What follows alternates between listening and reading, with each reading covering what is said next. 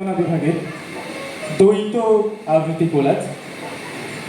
আমার প্রথম নিবেদনে রয়েছে সেই চিরকালীন চিরপরিচিত একটি কবিতা, আমাদের সকলেরই পরিচিত কবি নীরেন্দ্রনাথ চক্রবর্তী অমলকান্তি। অমলকান্তি আমার বন্ধু, স্কুলে আমরা একসঙ্গে পড়তাম। রোজ দেরি করে ক্লাসে আসতো, পড়া পারত না। শব্দরূপ জিজ্ঞেস করলে এমন অবাক হয়ে জানলার দিকে তাকিয়ে থাকতো যে দেখে ভারী কষ্ট হতো আমাদের। আমরা কেউ মাস্টার হতে চেয়েছিলাম, কেউ ডাক্তার, কেউ উকিল। অমলকান্তি সেসব কিছু হতে চায়নি। সে রোদ্দুর হতে চেয়েছিল। ক্ষান্ত বর্ষণ, কাক ডাকা বিকেলের সেই লাজুক রোদ্দুর, জাম আর জামরুলের পাতায় যা নাকি অল্প একটু হাসির মতন লেগে থাকে।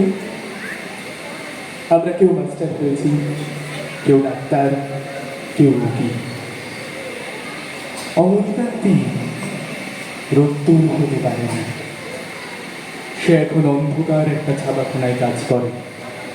মাঝে মাঝে আমার সঙ্গে দেখা করতে আসে, চা খায়, এটা ওটা গল্প করে, তারপর বলে উঠি তাহলে। আমি ওকে দরজা পর্যন্ত এগিয়ে দিয়ে আসি। আমাদের মধ্যে যে এখন মাস্টারি করে অনায়াসে সে ডাক্তার হতে পারত। যে ডাক্তার হতে চেয়েছিল, উকিল হলে তার এমন কিছু ক্ষতি হতো না। অথচ সকলেরই ইচ্ছে পূরণ হলো এক অমলকান্তি ছাড়া। অমলকান্তি রোদ্দুর হতে পারেনি। সেই অমলকান্তি রোদ্দুরের কথা ভাবতে ভাবতে ভাবতে ভাবতে যে একদিন রোদ্দুর হয়ে যেতে চেয়েছিল। না শুভ্র, সব অমলকান্তি হারিয়ে যায় না, হেরে যায় না। প্রবল ইচ্ছে আর অদম্য জেদ কোনো কোনো অমলকান্তিকে জিতিয়ে দেয়। অন্তত আমার অমলকান্তি তো রোদ্দুর হতে পেরেছে। অনিন্দিতা দেব ঘোষের কলমে আমাদের অমলকান্তি। অমলকান্তি আমার বন্ধু। স্কুলে আমরা এক ক্লাসে পড়তাম। রোজ ঠিক সময় স্কুলে আসতো। ঠিক বললাম না হয়তো, প্রাইভেট স্কুলে ঠিক সময়েই আসতে হয়, কিন্তু অমলকান্তি জল, বৃষ্টি, তীব্র শারীরিক কষ্ট সব উপেক্ষা করেও রোজ স্কুলে আসতো। সবার আগে জটিল ভয়েস চেঞ্জের উত্তর চটপট দিতে পারত।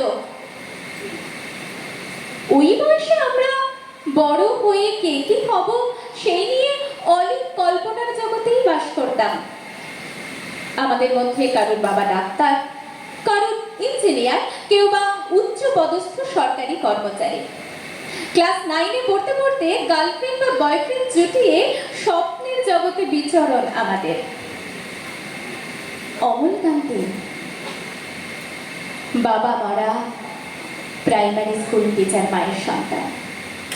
ফলে স্বপ্ন দেখার জগৎটাও আলাদাই ছিল। সেসব নিয়ে আমরা ওই বয়সে কেউ মাথা ঘামাইনি।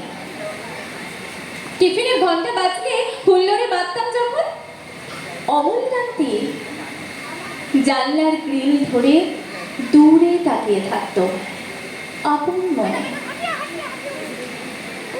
খুব গভীরভাবে দেখতো কিছু। কখনো বিষাদে কুঁচকে যেত মুখের রেখা। খাপছাড়া বেমানান স্বভাবের ছেলেটার সাথে কোনোদিন বন্ধুত্বই গড়ে ওঠেনি আমাদের। আমরা আজকেও সরকারি চাকুরে, কেউ ব্যবসায়ী, কেউ বা বাবার টাকায় ডাক্তার, ইঞ্জিনিয়ার। অমলকান্তি সেসব কিছু হয়নি।